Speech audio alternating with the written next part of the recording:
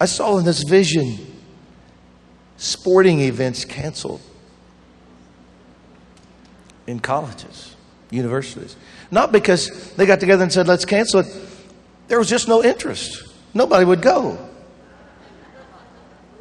Now, I'm not saying that's going to happen across the board and there'll never be any more football games. I'm saying that in some of these moves of God for a season, it was so intense and so radical, and the whole campus was so swept up in it, no one would go to the gymnasium and watch the ball game. They didn't want to leave the presence.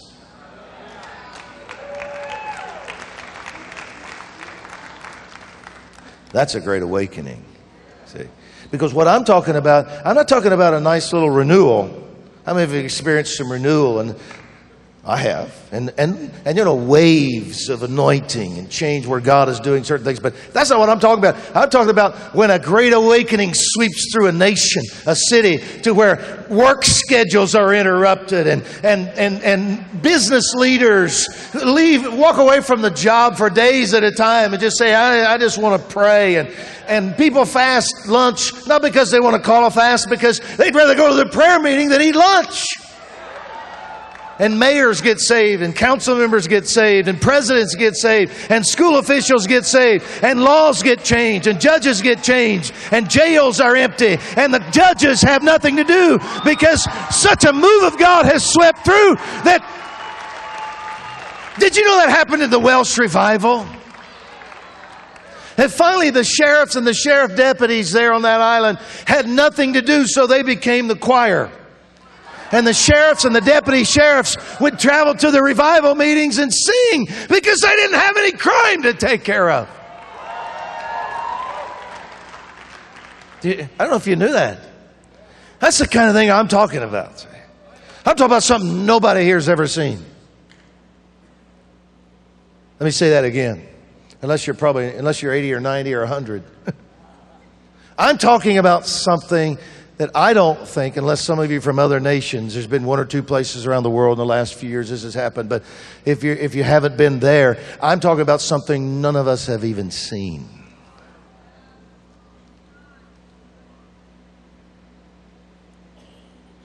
I'm talking about such a presence of the Spirit of God that begins to hover over a community, that it'll be like the Welsh revival. One man's testimony was he was a drunk.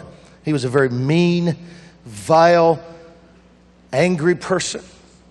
He was known to everyone. His testimony was, I ran to every part of that island that I could go to try to get away from this presence.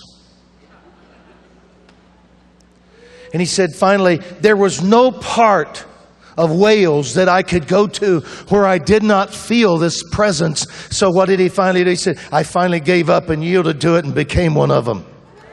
Born again, completely, radically saved, delivered, transformed in a moment of time. And his testimony was, it was so predominant and there was such a hovering presence of God, I couldn't get away from it. That's what I'm talking about.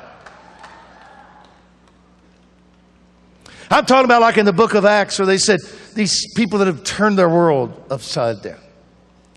I'm talking about something so strong that those who hated them were afraid to join themselves to them in a phony way. They either joined them or they were afraid of them because the power was that strong. I'm talking about a time when, in the book of Acts, when kings would dare to defy what God was doing, and they would drop dead on their balcony, and they would come and try to and haul them away. I'm talking about times when Christians who were hypocrites would lie in the presence of God and drop dead, and they would carry him out of the room. I'm talking about something that's pretty awesome and pretty fearful and pretty amazing and something none of us have ever really seen.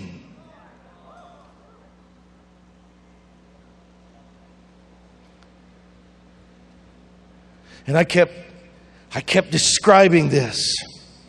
And I kept saying, this is fearful. God, He is so intense. He's not going to be stopped. He's coming to a generation that He loves.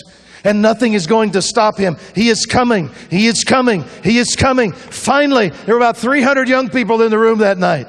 Stage was a little lower than this, probably about a foot lower than this, with 2 or 3 steps up to it. And finally, and I didn't even know what was going to happen, but about 200 to 300 young people in the room. They couldn't stand it any longer. They began to run to the front of the room, and they literally started diving and sliding up to the altar. And the next thing you know, they were crying out to God for this awakening to come to their generation. And they began to beat on the platform. As a wooden platform, plywood. The sound was just, boom, boom. And they were just beating and crying out to God till finally I couldn't talk anymore, because all you could hear was the roar of the cry and the pounding of the stage with this generation saying, would you come and visit my generation?